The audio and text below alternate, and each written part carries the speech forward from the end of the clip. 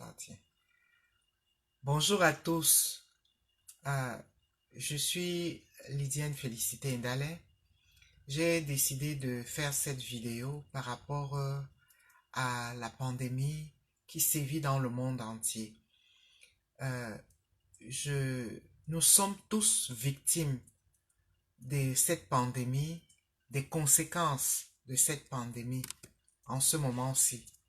Et nul n'est épargné, directement ou indirectement. Et nous savons que en ce moment où le monde entier est ébranlé, où la science a montré ses limites, où les hommes sont affligés de toutes parts, nous avons besoin de réconfort.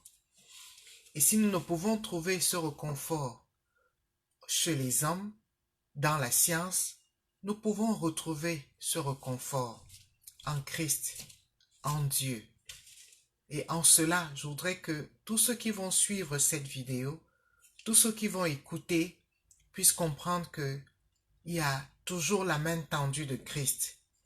Et à travers cette vidéo, sachez que quelqu'un prie pour vous, pour tous ceux qui sont affligés, pour tous ceux qui sont touchés directement ou indirectement, quelqu'un prie pour vous. Je voudrais vous exhorter à comprendre que nous ne sommes pas les premiers à vivre une telle crise, d'une telle envergure. Nous ne sommes pas les premiers, et surtout en tant que chrétiens. Dans le passé, nous avons eu beaucoup de nos frères, de nos sœurs, qui ont été victimes de telles pandémies. Je voudrais vous lire un témoignage d'une chrétienne qui a écrit à ses frères et à ses sœurs et qui décrivait la pandémie à cette époque-là et comment est-ce qu'elle a vécu cela, comment est-ce qu'elle a pu être en bénédiction, venir en aide aux autres.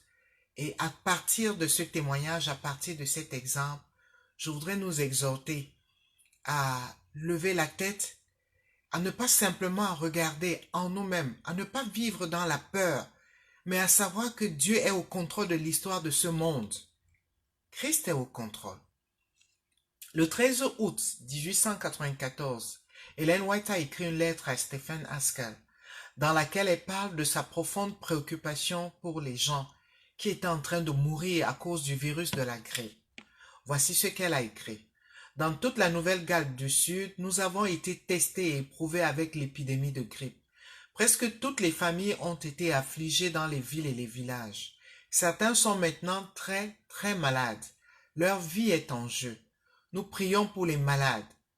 Faisons ce que nous pouvons financièrement, puis attendons le résultat. Un jour, la semaine dernière, il y a eu 11 funérailles. Les enfants ne semblent pas souffrir autant que les adultes et les personnes âgées. J'ai été sévèrement touché et je n'ai pas pu assister aux réunions depuis 4 semaines. Mais je n'ai pas choisi de rester au lit un seul jour. J'ai écrit mon nombre de pages presque tous les jours, bien que je tousse, éternue et saigne du nez. Le frère Colcord a été confiné dans son lit. Presque tout le monde autour a souffert, mais je remercie le Seigneur,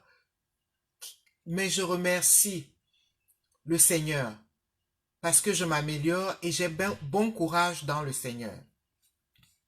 Et voici le commentaire qui nous est donné en cela. Bien qu'il est, il est important de souligner qu'elle a reçu,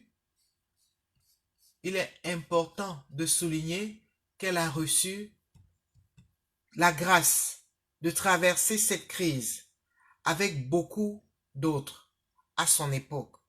Et nous pouvons tirer des leçons de cette lettre.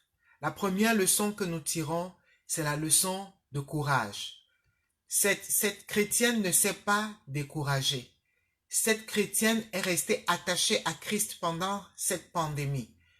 De la même manière que nous vivons la nôtre en ce jour, nous devons rester attachés à Christ. Elle ne s'est pas découragée. Elle n'a pas stressé. Je peux comprendre que les situations sont différentes. Votre situation peut être très rude, très difficile. Peut-être que vous avez des gens dans la famille qui périssent, qui meurent, vous les avez vus mourir atrocement. Vous n'avez même pas pu les assister. Et la douleur est là. La souffrance est là. Et vous vous posez beaucoup de questions. Pourquoi le Seigneur permet? Eh bien, nous avons aussi les réponses à toutes ces questions. S'il permet, ce n'est pas parce que il n'est pas le maître de ce monde. Il est le maître de ce monde. Mais nous savons tous que le diable est le prince de la terre. Il a été précipité ici. C'est le règne du mal à cause du péché. À cause du péché, ce sont les prières des enfants de Dieu qui font basculer la balance pour l'action de Dieu. Voilà pourquoi nous devons rester en prière en ce moment-ci. Nous ne devons pas fixer le regard sur le découragement, nous laisser aller au découragement. Non, restons fermes.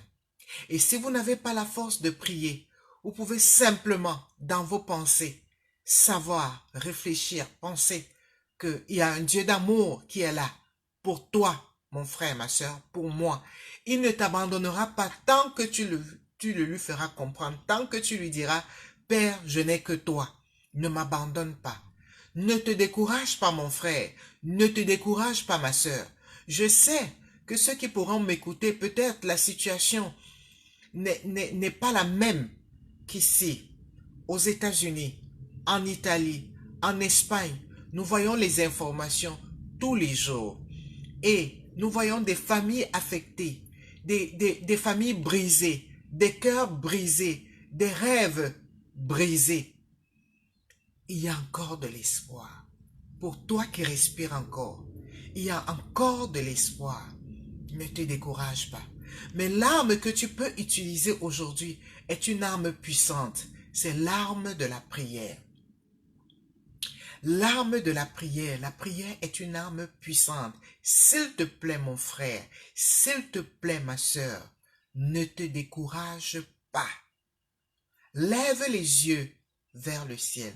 D'où te vient le secours? Le secours te vient d'en haut, parce que celui qui est le maître de l'univers est au contrôle, malgré les difficultés, malgré cette crise, il est au contrôle.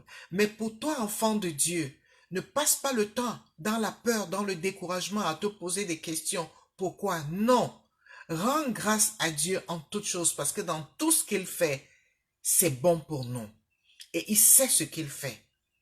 Vois plutôt les opportunités qui te sont offertes en ce moment-ci pour qu'au sein de cette crise, tu sois raffiné. Parce que c'est ça le feu de l'épreuve. Elle sert à nous raffiner. Elle permet le raffinement de l'or que tu es entre les mains du Très-Haut. Vois les différentes possibilités. Quels sont les moyens qui te sont donnés, toi chrétienne, aujourd'hui pour être en bénédiction à plusieurs autour de toi dans ta maison. Si tu es confiné, vois les opportunités, ces choses que tu as toujours envoyées, comment est-ce que tu peux te mettre à les faire maintenant? Cette communion, cette dévotion que tu n'as jamais eue avec ta famille, ton époux, ton épouse, tes enfants, n'est-ce pas maintenant le moment qui t'a accordé de donner du temps à ton époux, à ton épouse, à ta famille, pour prier ensemble, ces choses que vous avez laissées silencieuses alors qu'il fallait en parler dans le couple, ce manque de pardon qui a longtemps nourri ton cœur, n'est-ce pas le temps d'apporter cela devant le Seigneur dans la prière et en toute humilité? La Bible déclare, celui qui se confie au Seigneur n'est point confus. Et dans le psaume 25, au verset 3 que je vais vous lire, il est écrit, tous ceux qui espèrent en toi ne seront point confondus. Sois certain que si tu ouvres sincèrement ton cœur à Dieu, tu ne seras pas confondu. Sois sincère que si tu ouvres ton cœur au Créateur, au médecin qu'il est, à l'ami fidèle qu'il est, tu ne seras pas confondu. Ça ne veut pas dire que la maladie ne pourra pas arriver. Elle pourra arriver. Mais dans ses plans merveilleux, dans son amour, il te conduira sûrement, certainement, vers le but. Regardons à Christ. Regardons à Dieu. Et je voudrais encore lire ce passage de Jérémie 17 au verset 7 qui dit « Béni soit l'homme qui se confie dans l'Éternel et dont l'Éternel est l'espérance. » Mon frère, ma sœur, en ce temps de crise, qui est ton espérance? Est-ce les marabouts? Sont-ce les marabouts? Est-ce le pasteur? Est-ce l'ancien? Qui est ton espérance? S'il te plaît, déporte ton espérance. Va vers Christ. Va en Christ. Reviens en Christ de tout ton cœur. Ne le fais pas maintenant parce que tu es dans la peur. Ne le fais pas maintenant parce que quelqu'un te le dit. Ne le fais pas maintenant. Dieu ne marchande pas ses grâces. Elles sont gratuites. C'est une faveur imméritée que nous recevons. Mais voyons l'amour de Dieu. Vois l'amour de Dieu dans ta vie et reviens à Christ. Reviens à Dieu de tout ton cœur, mon frère, ma sœur. Il est là. Il t'attend. Il t'attend. Je vais finir par une prière. Après quoi, je vais m'adresser aussi à mes frères, à mes sœurs, à tous ceux qui sont chagrinés en anglais par la grâce de Dieu. Prions. Père Céleste, merci pour cette opportunité de m'adresser à tes enfants. Qui suis-je? Oh, celle à qui tu as fait grâce, une pécheresse. Et je te demande pardon pour mes péchés.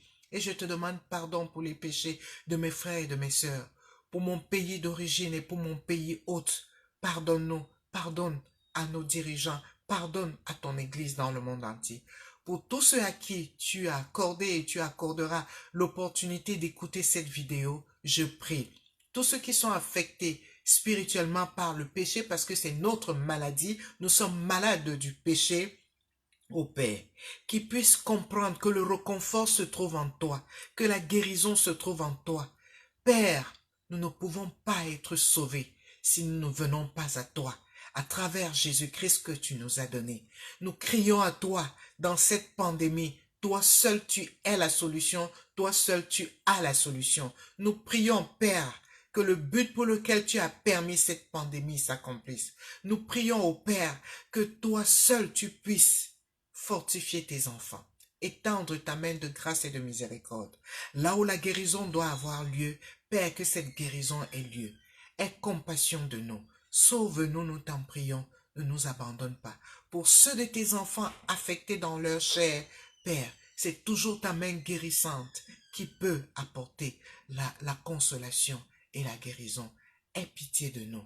Aie compassion de nous. Bénis tous ceux qui ont écouté. Bénis tous ceux qui vont comprendre. Et ne laisse pas que l'ennemi puisse les enlever de toi. Ils t'appartiennent. Sauve leur âme. Sauve-nous tous car nous avons besoin de toi. Au nom de Jésus-Christ, j'ai prié. Amen. Brethren, good morning. I thank God who gave me this opportunity this morning to reach to you. Who I am, just a sinner like you. And I'm pleading for this opportunity that you seize it, not because I'm talking to you. You may have been walking already with your God through prayers, through fasting, through intercessory prayers. But God is just using me as his vessel, as his tool. Humbly accept this. Is my opportunity that I'm seizing to reach to you, to let you know that you don't have to be discouraged in this moment. You don't have to be down, to be stressed, and don't even pass your time asking many questions for which you will not even have true answers. You will be asking, but why is it that God is allowing it? Yes, he is God, but you know that it is the devil who is behind the evil, the war, the wars, everything. God is not the author of the evil. It is the devil. So you have to be strong. You have to get up and look upon the grace, the throne of grace. Who is giving you the grace to live? Who is your creator? Look at him. And if he allows it, why is it that he is allowing? Just learn the lesson he's giving you the opportunity to learn through this crisis. But most of us, he wants you to come closer to you during this crisis. Use the opportunities given to you to come back to Christ if you have backslided. come back to Him. Use this opportunity for you as a husband, as a wife, as a child in a household. Use the opportunity to be reconciled with your household, with your spouse, with your children, with your family members. If you have to ask for forgiveness, forgive truly from your heart. Forgive. If you have to pray, just pray. If you have to read books, maybe you have postponed, you have procrastinated them, just read those books that the Lord has put in your heart to read. Read them. If it is intercessory prayer for others, my brother, my sister, use that talent in you to be a blessing to others in this time. Just know that if God have chosen you and has given you the opportunity to know Him, it is to serve Him. And by serving Him, you are serving others. So I am just here to encourage you so that you will know that God is looking at you. God is waiting for your service to reach others outside it. Many may be afflicted now by the COVID-19, by other sickness, cancers, and maybe you are experiencing it. Maybe it is one of your family member experiencing it. But know that there is still hope. There is still hope in Christ. Don't be stressed. Don't let your spirit down. If you are discouraged, God will be helpless, because discouragement, it is not the language of heaven. God has given us the spirit of courage. Don't be discouraged. Don't, my sister, my brother, just get up in the faith. Believe in God. Faith is not what you are seeing. Faith is the word of God. See it manifesting and acting and being activated in your life.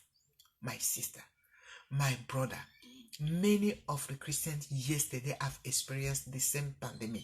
I've just talked about the history of one of our sisters in Christ who in 1894 experienced another crisis, influenza epidemic in their time. But while there, she gave her testimony, explaining how she was coughing, sneezing, and the blood was coming out of her nose. But she was not on her bed because she had to help others. Many were dying around her, but she was taking prayers and helping others, even financially. Whatever you can do in this time, my brother, my sister, just do it. Don't do it because you are expecting something from God. Do it because it is naturally what you have to do as a child of God, or you are learning to do it. And if you, my brother, my sister, you have not yet experienced the love of God, no, not that you have not yet experienced the love of God, but you have not yet experienced a communion, a personal fellowship with God, it is an opportunity given to you today. Just know that God loves you. He's just showing you His hand. Do you want to hold that hand, that loving hand, that caring hand, that healing hand, that helpful hand? He is there for you. Just grab that hand for your salvation and for the salvation of many around you. My brethren, I will stop here. But why stopping here? I want to pray for you, my sister. I want to pray for you, my brother. I want to let you know that God loves you. And by this means, there is somebody somewhere praying for you. I will pray for you, my brother. Let us pray. Heavenly Father, I want to thank you for this grace given to us to connect today. Many of your children are outside there. Those who know you, those who did not know you personally, but who have experienced your love. I am just praying that, Lord, your mighty hand of love touch them. Lord, you are our creator, you are our God, you are our redeemer. And you know us each of us hearing, under the sound of my voice, Lord, I pray and I commit them into your hand, that you will lead everyone. Let them be under the influence of the Holy Spirit, that their hearts will be sensitive to the voice of the Holy Spirit to come back to you, to draw near to you. Only you has that power, Lord, to bring, to withdraw closer to you every soul.